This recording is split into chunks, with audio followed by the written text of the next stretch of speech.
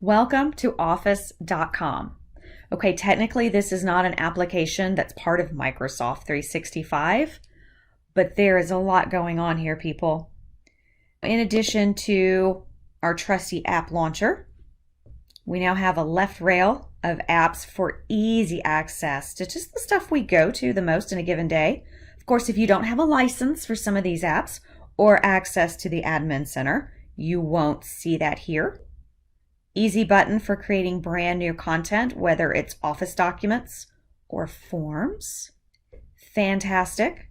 And I would like to bring your attention to the recommended section. Of course, this is a demo tenant, really not super interesting stuff as far as my document titles. But this is stuff I've edited recently within the tenant.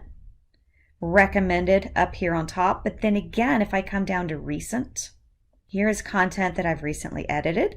I can see whether or not it's shared. Notice this little pinned icon. If I pin it, that's going to show up under pinned.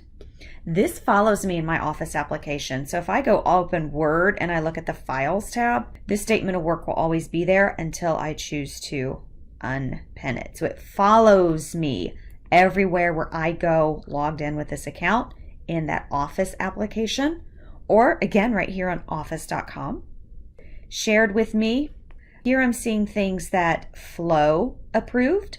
That was triggered in Flow. But I can also see in the real world content that anyone has shared with me within the Microsoft 365 environment. This includes my coworkers. Maybe they shared something from OneDrive, content that's gone back and forth and has been shared with me from SharePoint.